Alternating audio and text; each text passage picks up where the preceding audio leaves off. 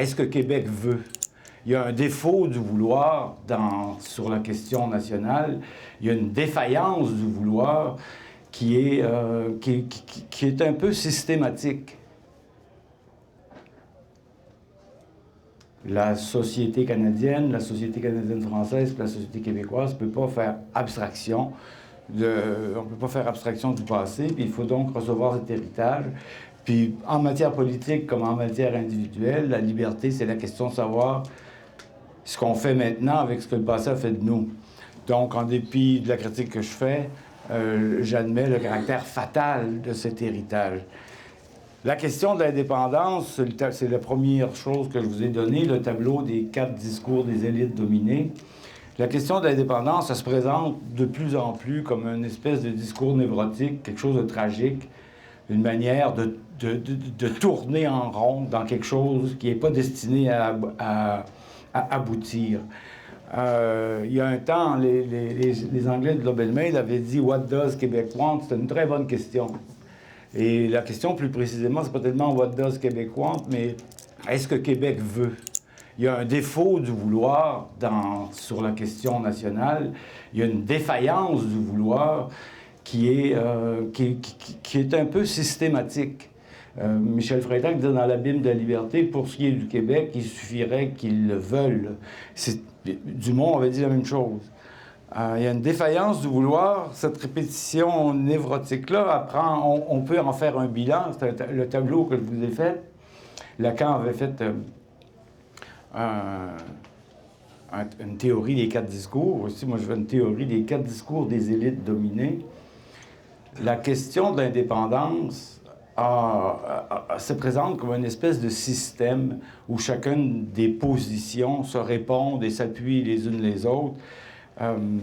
Et l'ensemble de ce système de positions des élites dominées a un caractère profondément, en dépit de l'impossibilité sociologique de parler de colonialisme, un caractère d'un colonialisme sédimenté qui est devenu la matrice de la société. Récemment, je vous fais remarquer ça, après que j'ai commencé à travailler pour cet article, il y a toute une série d'ouvrages qui est parue, notamment L'avenir du bluff québécois d'un philosophe qui s'appelle Saint-Germain, Cessons d'être colonisés d'un juriste qui s'appelle Maurice Arbour, le livre des Paillettes, père et fils, sur ce peuple qui n'a jamais été souverain, même dans Jacques Beauchemin, qui n'utilise jamais les gros mots, qui dit la résonance, la question du colonialisme résonne encore. Il y a un retour à la question quasiment à la case départ du FLQ, dont toute l'action était centrée sur la notion de colonialisme et décolonialisme. Tout à coup, Frantz Fanon et Albert Memmi sont beaucoup dans la littérature contemporaine. Un retour. C'est peut-être une bonne chose qu'on se mette les yeux devant les trous sur cette question-là, parce que le caractère répétitif des positions des élites dominées, moi je prétends que la question de l'indépendance, c'est une forme de compétition entre des élites dominées. Dans le tableau, je dis, c'est un tableau qui est fait à partir de C. Wright Mills, de Hannah Arendt, de Bernard Lazare, puis celui qui est le mieux travaillé au Québec, Stéphane Kelly, remanié à ma manière. On a 4 positions qui sont toujours dans le rapport au grand autre, à l'autrui. La politique du repli ethnico-culturel, la politique des ultramontains, la politique du Canada français catholique, laissons-leur les cheminées des usines, retirons-nous dans une réserve, dans la vie de l'esprit, etc. Séparons-nous d'eux, éloignons-nous d'eux, et préservons notre être profond. La politique de la quête de reconnaissance, la politique de Legault, ou la politique de La Fontaine, ou la politique de Charles Taylor, la quête de reconnaissance. Faisons-nous reconnaître, statut particulier, fédéralisme asymétrique, etc. C'est la position du chantage, le couteau sur la gorge de Dion père. C'est la position du chantage. Reconnaissez-nous pour ce qu'on est, puis idéalement, donnez-nous des cadeaux. S'en sort, menace de partir. Donc, la troisième position, le discours de rupture. Ben, si c'est comme ça, on s'en va. Et la quatrième position, infiltrons-nous en eux. Séparons-nous d'eux, éloignons-nous d'eux, faisons-nous reconnaître d'eux, puis infiltrons-nous en eux, le discours du parvenu. Le discours, nous sommes partout chez nous au Canada, ça nous appartient le Canada, on est aussi bon qu'eux. Le discours de Trudeau, Laurier et compagnie, le discours de l'infiltration et montre-leur qu'on est aussi bon qu'eux dans leur système, etc. L'assimilation à la limite. Le discours de la rupture, c'est le discours de partons, c'est le discours de... Mais partons, sauf si on nous fait des offres intéressantes. C'est le discours de la rupture, mais peut-être d'association. Le discours de la politique de la reconnaissance, c'est la politique qui prend appui sur la menace de séparation pour obtenir des...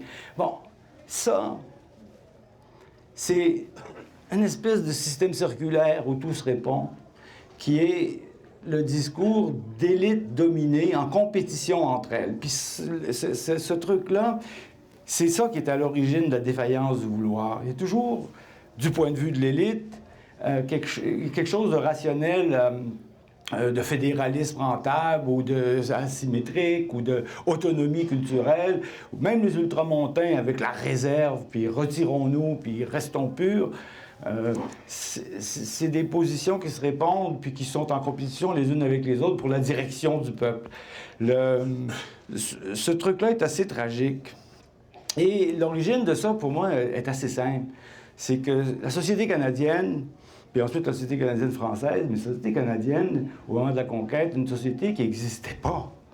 On ne peut pas s'imaginer que le nouveau colonialisme qui est issu de la conquête tombe sur une population qui est une population qui fait partie de la Nouvelle-France. Point final. La France, c'est le régime politique, bureaucratique, rationaliste, organisé, centralisé, le plus organisé, qui est relativement prospère.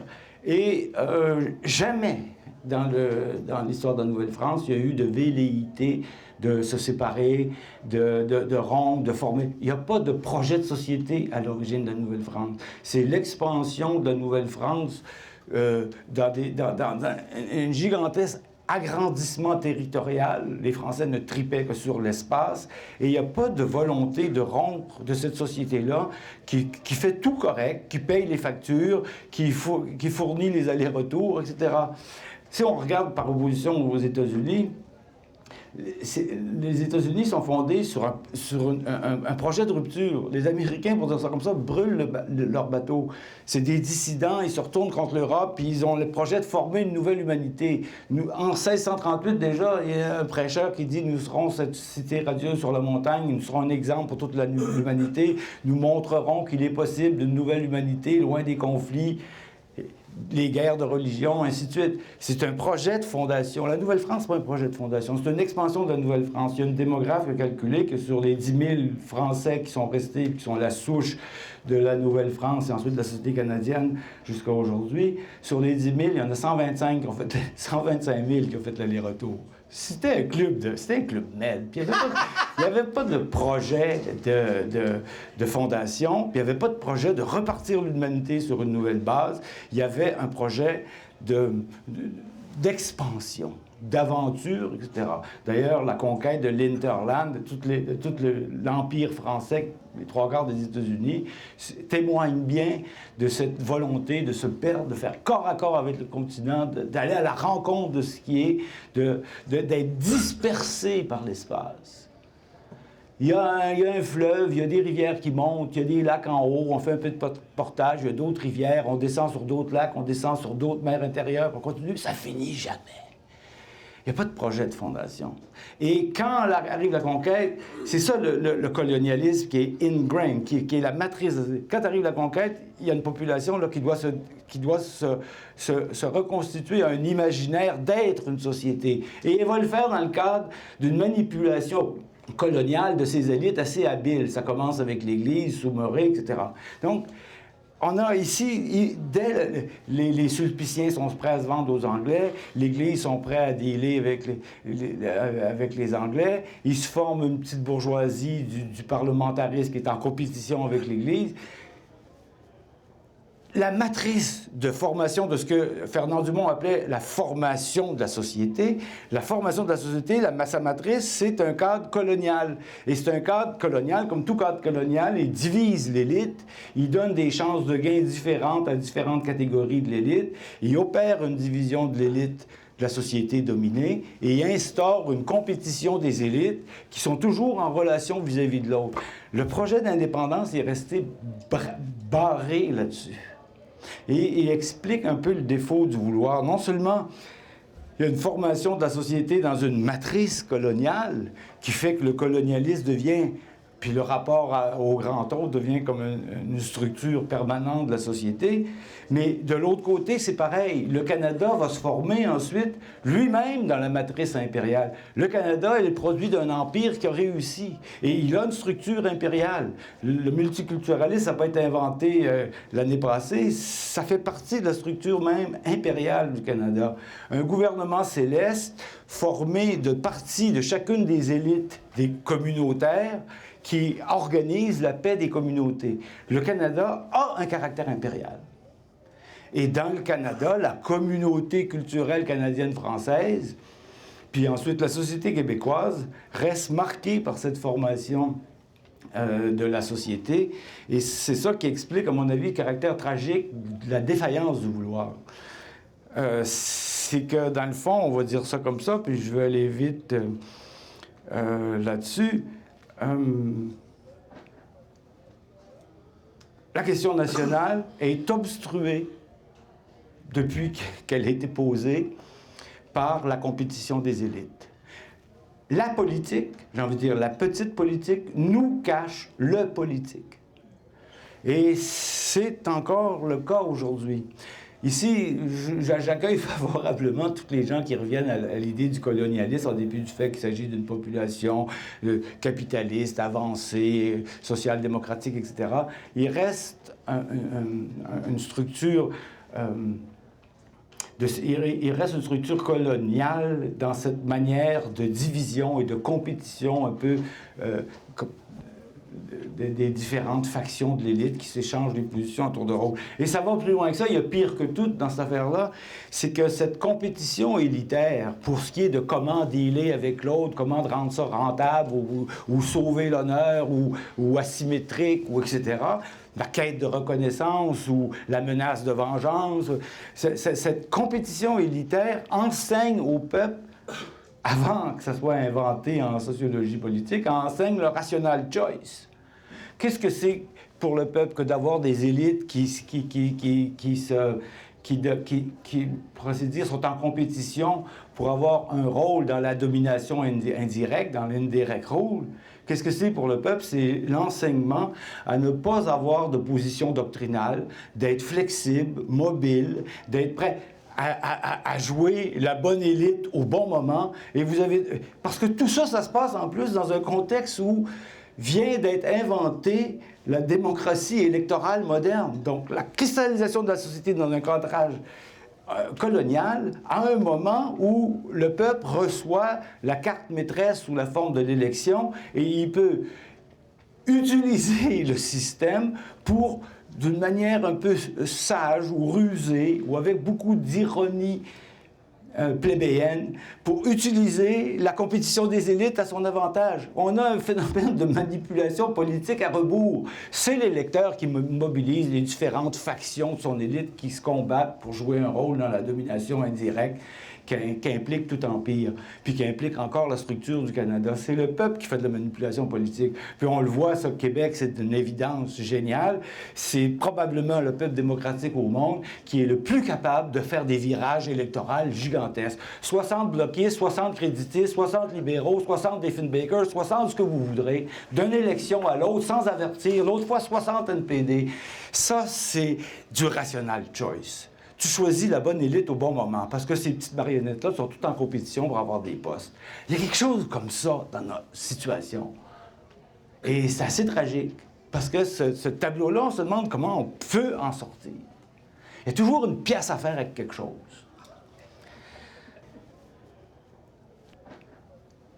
La globalisation, ce n'est pas juste une expansion naturelle du capitalisme. La globalisation correspond ou comprend une dimension utopique. Il faut prendre au sérieux la globalisation. Elle comporte une dimension idéologique, une dimension utopique qu'on pourrait appeler, comme à la manière de Kojève, elle comprend une idée de justice. Et c'est l'idée d'une justice où, puisque les États ont foiré, puisque le système moderne des souverainetés stato-nationales s'est cassé la gueule en 1913, 1914, on va contourner cette segmentation belliqueuse de l'humanité par une généralisation du capitalisme. Ça correspond à une espèce... On est dans une espèce après l'échec à double reprise du projet d'élévation à un niveau supérieur de l'institutionnalisation, parce que c'est bien devant ça qu'était le système des États-nations développés au moment où ils s'apprêtent à se nier les uns les autres jusqu'à la boucherie. La tâche, c'était de réaliser une capacité supérieure d'institutionnalisation et de régulation par un droit supérieur des rapports humains qui se trouvaient globalisés déjà par le capitalisme. Cet échec-là de la Société des Nations, puis ensuite de l'ONU, laisse la voie à une solution d'unification planétaire qui est l'unification par le doux commerce, l'unification par une régulation de l'échange marchand qui ferait que tous les rapports sociaux à la surface de la planète, notre rapport avec les producteurs de pétrole, puis leur rapport avec les producteurs de bois, etc., tous les échanges de tout ce qui circule à travers la planète seraient régis sur le mode du donnant-donnant, sur le mode de la justice commutative, comme disait Aristote, qui aurait un ensemble de dispositifs, de machines, de règles, de règlements, d'accords, de traités, qui ferait qu'il y aurait une régularisation des échanges et que l'humanité celle qui consomme et vit les uns par les autres, une partie du monde par le détour de l'autre, etc., serait saisie dans un système de justice globale où, pour dire ça comme ça, ce que tu obtiens contre ce que tu donnes, c'est régi par la logique de l'équivalence. La globalisation, c'est pas juste une expansion par hasard du capitalisme, c'est une expansion qui porte en elle un certain, je peux dire, qui a un caractère utopique. Et dans ce sens-là, il faut la prendre au sérieux parce qu'elle est un processus de négation active du politique. Elle est constitutivement un effort de négation du politique, c'est-à-dire de ce qui a bloqué l'unification des êtres humains et ce qui a mené aux boucheries qu'on connaît. On est en train de passer exactement du rule of law au rule of rules. Il y a une prétention dans la globalisation capitaliste, puis qui a été théorisée comme telle d'ailleurs, de passer de la domination légale, c'est comme ça qu'on va appeler l'organisation des nations, à l'encadrement de toute domination, l'encadrement par des règles supérieures aux règles de la domination politique. Un État national moderne, c'est une machine de domination, on appelle l'État constitutionnel de droit, de domination selon des règles. Le monde moderne, vous connaissez, pas besoin de faire longtemps là-dessus, a la prétention d'être passé de la domination personnelle à la domination du droit.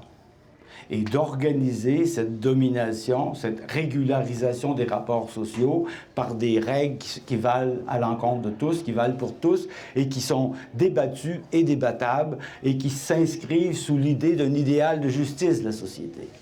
L'idéal de liberté, l'idéal d'égalité, etc., qui se traduisent dans des règles qui opèrent la régulation des rapports sociaux. C'est le passage de la domination personnelle à la domination au rule of law, la domination de la loi. La globalisation capitaliste prétend Ça s'appelle aujourd'hui la gouvernance, c'est très bien théorisé. Élever la chose au degré supérieur. La maudite politique reste de la politique, reste des rapports de domination. Les États nationaux restent des machins où il y a des classes sociales, où il y a des puissances de la société qui en entubent d'autres parties de la société. Et donc, c'est le politique qui doit être dépassé à la faveur d'un ensemble de dispositifs purement automatiques de régulation et de stabilisation des échanges, donc de l'entraide, donc de la circulation à la grandeur de la planète. La chose politique les plus importantes que font nos hommes politiques, on le voit chaque jour, c'est faire des traités. Moi, j'ai écrit 3 articles à 84-85 quand a été signé le premier traité de libre-échange avec les États-Unis qui mettait en place les règles les plus pernicieuses qu'aujourd'hui on multiplie à foison. C'est-à-dire les règles selon lesquelles les personnes morales de droit privé ont le droit de poursuivre les États puis de leur faire ravaler leurs règles écologiques ou leurs règles de justice sociale en prétextant que ça nuit à leurs affaires puis que c'est l'équivalent d'une expropriation. Premier traité qui était signé, c'était déjà, on sentait le bouleversement qu'il y avait dans cette affaire-là. L'idée d'assujettir les États, parce qu'ils sont injustes envers certains propriétaires, envers certains investisseurs, parce que les États ont des préférences nationales ou des préférences pour certaines classes sociales, parce que certains États peuvent être aux mains de classes moyennes qui s'approprient une grande partie des ressources, parce que les États, en tant que c'est des machins de constitution politique, peuvent troubler les règles du sain commerce, on va les assujettir à des règles supérieures. Puis le Canada est le premier à signer ça. Et aujourd'hui, il y en a 460 de ces traités-là. Puis là, ils sont de plus en plus gigantesques. L'accord transpacifique, puis l'accord général avec l'Europe, c'est des machines qui sont la dernière parole du politicien qui signe pour annuler le politique. C'est l'annulation militante du politique par la politique. Et ça correspond à l'aboutissement de la contradiction qui était l'État national. L'État national avait un problème, c'est que en tant qu'il assujettissait le rapport social à des règles, il prétendait tirer ces règles de la raison et que chaque État prétendait donc être un projet de régulation du rapport social qui aurait un caractère universaliste. La droite raison humaine nous dit qu'il faut défendre la liberté, qu'il faut défendre, etc., et que l'encadrement du rapport social par des institutions qui se réclament de la raison, c'est un projet universaliste. Une fois qu'on a retrouvé la raison, qu'on a retrouvé les lois que ça impose, et qu'on aura donné aux interactions sociales une forme rationnel, on va avoir mis en place une machine qui est capable d'accueillir tous les êtres humains. Et un État national qui fait face à un autre, c'est qu'il y en a un de trop. Par définition, le projet de l'État national est un projet autocontradictoire. La souveraineté nationale a été théorisée par un contemporain de Jacques Cartier qui s'appelait Jean Bodin, qui disait... puis c'est bien ça l'origine du problème.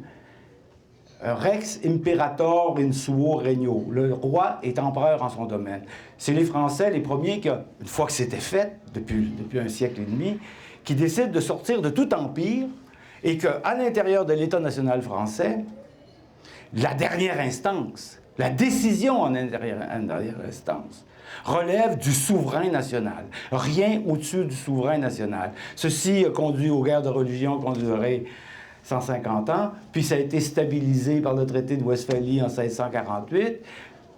Et ce traité de Westphalie-là instaure une reconnaissance réciproque des sujets de droit, qui sont tous aussi universalistes les uns que les autres, instaure une situation instable de rivalité stato-nationale, d'opposition, de compétition. Et cette compétition, Rex imperator in suo regno, quand on était rendu à une centaine d'empereurs sur la Terre, c'est-à-dire vers 1870, on est rentré d'une logique de confrontation systématique. Et comme Hobsbawm le dit, l'impérialisme final, celui qui commence en 1870, c'est celui où les grandes nations qui ont récupéré la souveraineté, qui reconnaissent aucune instance supérieure, se frottent les unes aux autres. Il y a sur la Terre en 1870 19 empires, puis il ne reste pas un pouce carré qui appartient pas à un empire. Puis ces 19 empires-là, qui ont comme origine un des grands États-nations du monde moderne, sont en confrontation partout. Puis tout le système s'effondre au 20e siècle sur 40 ans de boucherie épouvantable. Ça, c'est la logique de la souveraineté nationale posée comme dans un horizon d'universalisme, pour dire ça comme ça. Comme c'est l'échec de l'utopie moderne de trouver the one best way d'institutionnaliser les rapports sociaux, puis le one best way d'institutionnaliser les rapports sociaux, dès qu'il y en a deux, il y en a un de trop. Et donc, cet échec-là de l'organisation, de l'institutionnalisation, du rule of law, toutes des choses saintes et parfaites, cet échec-là que montre le 20e siècle, on est resté sur une espèce de phase en suspens pendant ces 40 ans de guerre-là. Puis au sortir de la guerre, on a finalement pris la voie d'une régulation par le commerce des rapports planétaires. Et un des théoriciens de ça s'appelait Alexandre Kojève, qui était fini sa carrière comme négociateur pour le gouvernement français des traités commerciaux, qui est un philosophe hegelien, qui disait l'État commercial, l'État universel homogène, l'État universel homogène va venir par le détour d'abord d'une unification de la vie humaine par le capitalisme, puis une fois qu'il n'y aura qu'une humanité capitaliste, il restera qu'à installer la politique au centre et au-dessus de tout ça, installer la normativité politique, reprendre politiquement le contrôle de ce qui aura été unifié commercialement. Ça, c'est une grosse bévue historique, cette croyance-là, dans le sens où ça consiste à répéter l'histoire française. La monarchie a rationalisé, bureaucratisé, unifié, donné des cours, un droit écrit, a reconnu, s'est attaché la loyauté du peuple, a reconnu le statut du citoyen, puis à la fin, il restait juste à couper la tête du souverain, puis le remplacer par le souverain populaire. Kojève s'imaginait que le capitalisme allait faire la même chose. Le capitalisme allait nous faire le plaisir d'unifier tous les rapports sociaux à l'intérieur de mécanismes. Les 400 traités commerciaux dont je parle, plus plusieurs centaines d'autres accords monétaires, que l'ensemble des mécanismes qui permettent le fonctionnement du commerce planétaire pouvaient être éventuellement ressaisis politiquement.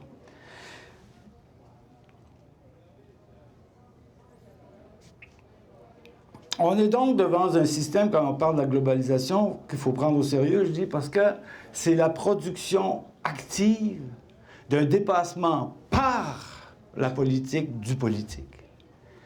C'est la mise en place d'une espèce de système oligarchique, décisionnel, opérationnel, où, par exemple, Morin a montré que l'oligopole bancaire, les principales associations financières, qui a une sagesse supérieure à la sagesse des peuples, une sagesse supérieure à la sagesse politique, qui est en train de se mettre en place et qui vise à neutraliser la capacité politique de redistribuer ou d'établir des solidarités ou de modifier les résultats que donne le simple échange juste, régi par un équivalent universel, un équivalent général qui s'appelle la monnaie, qui aurait, par branchement de toutes les monnaies entre elles, puis de tous les produits dérivés, puis de toutes les assurances qui permettent de stabiliser les monnaies, la création d'un grand équivalent général. Puis le grand équivalent général, ça veut dire que,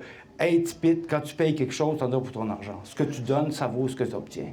Et le système globaliser de l'argent, t'assure de ça. Il y a donc une clientèle gigantesque pour entrer dans la globalisation. Tous ceux qui sont dans des situations d'injustice, tous ceux qui sont dans des situations de domination patriarcale, de domination villageoise, tous ceux qui n'ont pas un chèque de paye libellé à leur nom, tous ceux qui appartiennent à des communautés où ta part, ta place, ton droit, c'est toujours en jeu, puis ça appartient aux autres. Tous ceux-là veulent rentrer dans la globalisation, puis recevoir, donnant, quitte pour quitte, la valeur de ce qu'ils ont cédé en échange d'un droit à saisir une valeur équivalente sur le marché. Donc, il y a de la clientèle pour la globalisation, et la globalisation, il faut prendre au sérieux. C'est l'abolition du politique. Et le politique, la question qu'on doit décider, puis pour moi, c'est décider, puis pour vous aussi, sans doute, le politique, c'est... On va appeler politique la capacité d'action commune en dépit des désaccords. Et la question... En dépit des désaccords, agir ensemble. Le politique, c'est un machin qui est par essence conflictuel. On n'est pas d'accord, on a des conflits d'intérêts, mais il y a certains cas où il faut quand même se donner une règle commune puis la suivre en dépit de tout. Et la conflictualité politique, puis le rapport politique compris comme ça, ne peut pas être dépassé, c'est ma thèse. Il ne peut pas être dépassé par n'importe quel système automatisé. C'est une fatalité que les hommes, pour aménager le rapport entre eux, devront mettre leurs désaccords sur la table, se taper sur la gueule, puis, dans des rapports de force plus ou moins élégants, convenir d'une règle commune, puis être obligés de s'y tenir. Pouvons-nous, à partir de cet examen sommaire du couple indépendance-globalisation, le discours de l'indépendance, qu'est-ce que ça a été jusqu'ici, puis la globalisation à laquelle on fait face maintenant, tirer quelques orientations. Est-ce qu'on peut tirer les voies qui seraient nécessaires d'emprunter pour éviter les catastrophes immanentes à la globalisation, même si les voies nous semblent bouchées? Est-ce qu'on peut désigner par où il faudrait passer, même si c'est clair qu'on ne peut pas passer par là? Je vais faire quelque chose de contrefactuel, là. Comme disait Jacques Mascoteau l'autre jour, dans certains cas, il faut commencer par écarter tous les faits. Puis surtout, pouvons-nous trouver en tant que Québécois, avec notre héritage de rivalité élitaire, stérile et névrotique, pouvons-nous, en tant que Québécois, trouver un avenue puis un moyen de faire notre part dans le problème qui est celui de l'opposition du politique au dispositif qu'on est en train de mettre en place pour se libérer du politique? Pouvons-nous faire notre part dans la recherche du chemin qui mène vers ça?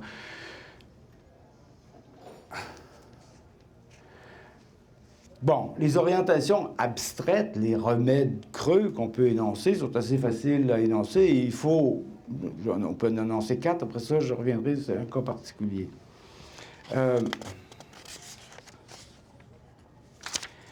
Il faut clairement lutter contre l'unification humaine par le plus petit commun dénominateur capitaliste. C'est un truc qui est voué à la catastrophe. Pour cela, il faut accepter l'hypothèse de la diversité. Il faut accepter la diversité des humanitudes. Il faut sortir de l'universalisme abstrait. Il n'y a pas de one best way de l'humanité. Les différentes humanités qui se sont cristallisées, qui se sont accumulées, qui se sont sédimentées historiquement, sont autant d'hypothèses sur l'humanité qui sont à égalité, pour dire ça comme ça. Il y a une fragmentation de l'humanité qui est forcée, qui est dans la nature même de la création, la constitution et l'accumulation d'un principe de civilisation, d'un principe de vivre ensemble. Il est toujours au petit bonheur, la fortune, et il se sédimente et il s'accumule comme une pluralité d'humanité. Il faut sortir de la vision de la rivalité puis de la compétition du one best way. Il faut accepter la mosaïque humaine telle qu'elle est, puis il faut partir des constitutions historiques de ces diverses humanités-là. L'État-nation a été bien poubelle un peu trop vite. Puis pour arriver à ça, il faut contribuer à transformer la pluralité des capacités de faire société en une réalité coopérative plutôt qu'une réalité compétitive. Les États-nations ont été, à cause de leur vocation universaliste, puis de leur vocation impériale, comme si elles prenaient trop au sérieux l'idée qu'elles étaient qu'elles étaient douées de l'impérium, c'est-à-dire de la dernière instance, à cause de cette pluralité d'impérium qui a tourné en volonté impériale. Le monde moderne des États-nations était finalement un monde de la rivalité multivariée puis de la guerre finale. Il faut sortir de l'hypothèse compétitive que représentent les différentes entités politiques qui peuplent l'humanité maintenant, puis aller vers une conception coopérative. La seule chose à quoi coopèrent maintenant les nations, c'est d'annuler le principe politique des nations.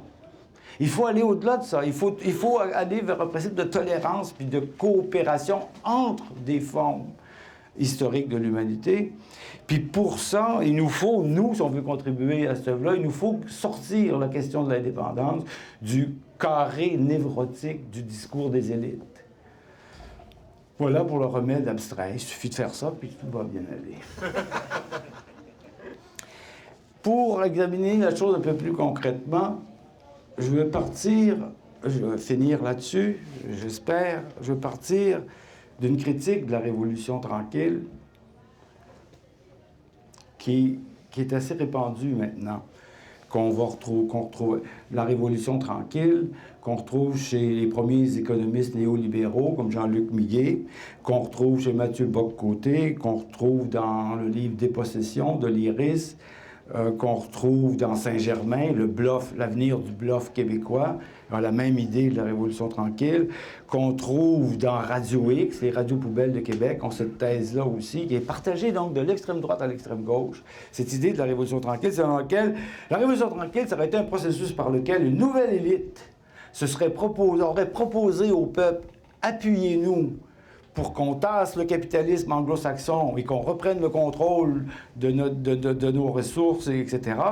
Puis, en échange de quoi, nous ferons l'indépendance. Puis cette nouvelle classe-là, une fois réappropriée l'électricité, les ressources, les mines, l'épargne, etc., a dit, ben, voyez, ça va bien, l'indépendance n'est pas nécessaire.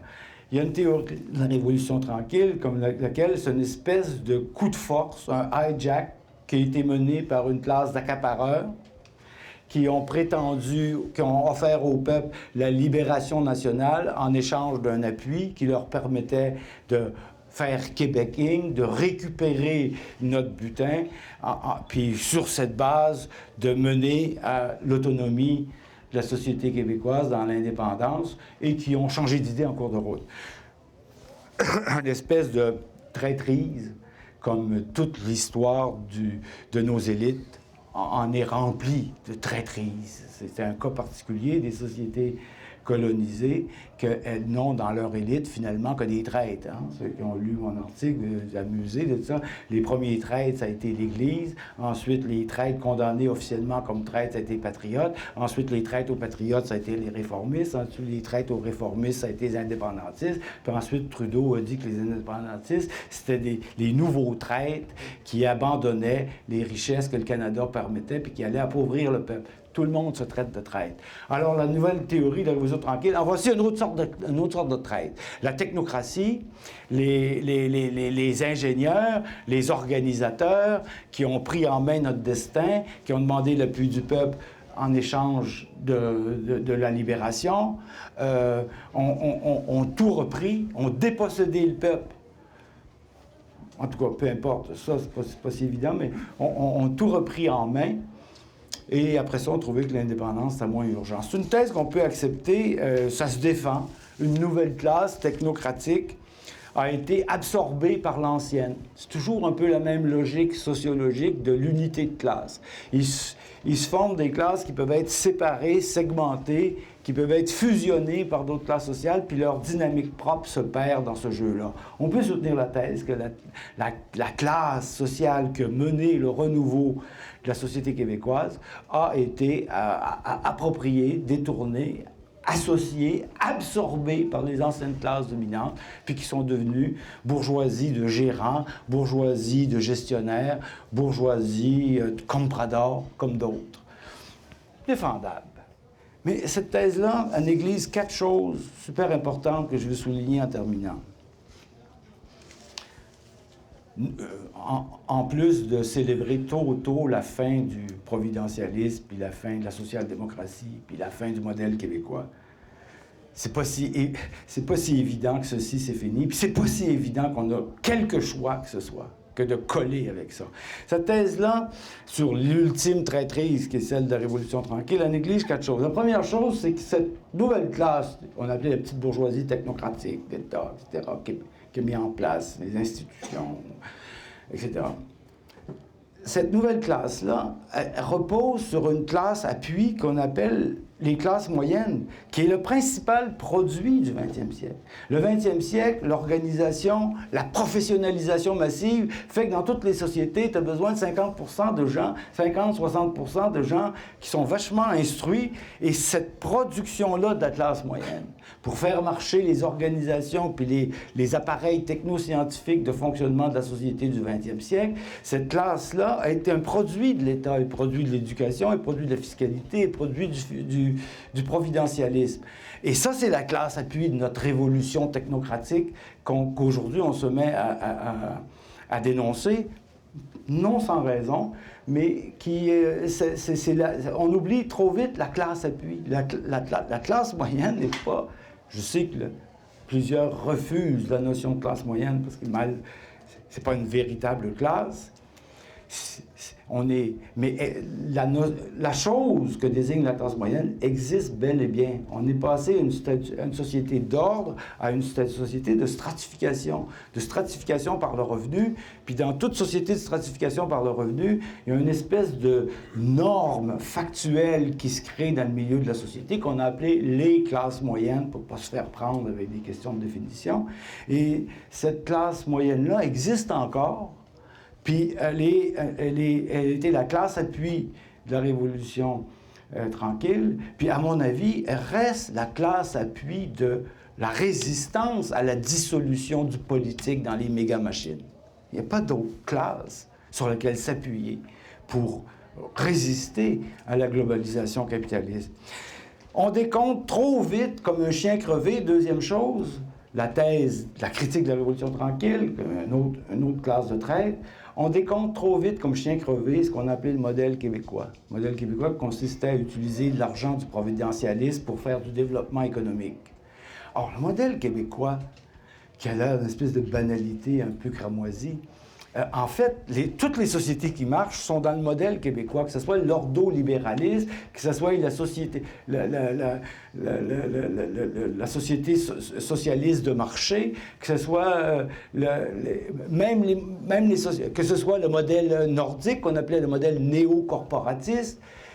Toutes les sociétés qui fonctionnent sont des sociétés on va dire, de néocorporatisme où il y a une régulation des accords entre 3 grandes corporations, les affaires, l'État et la classe moyenne, souvent représentés dans les syndicats.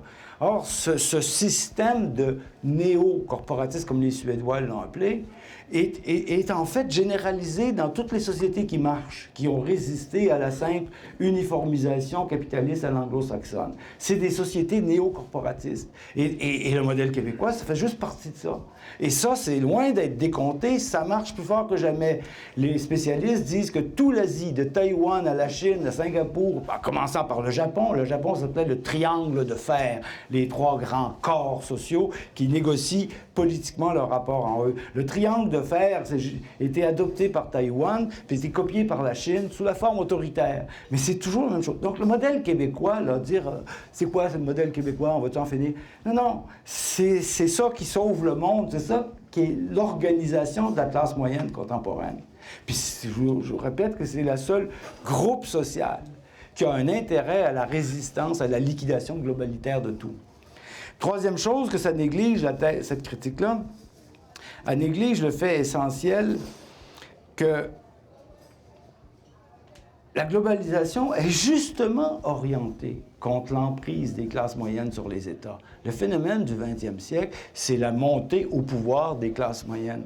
Et la globalisation, c'est précisément orienté contre cette emprise des classes moyennes qui veulent de l'organisation des garderies, des services, etc.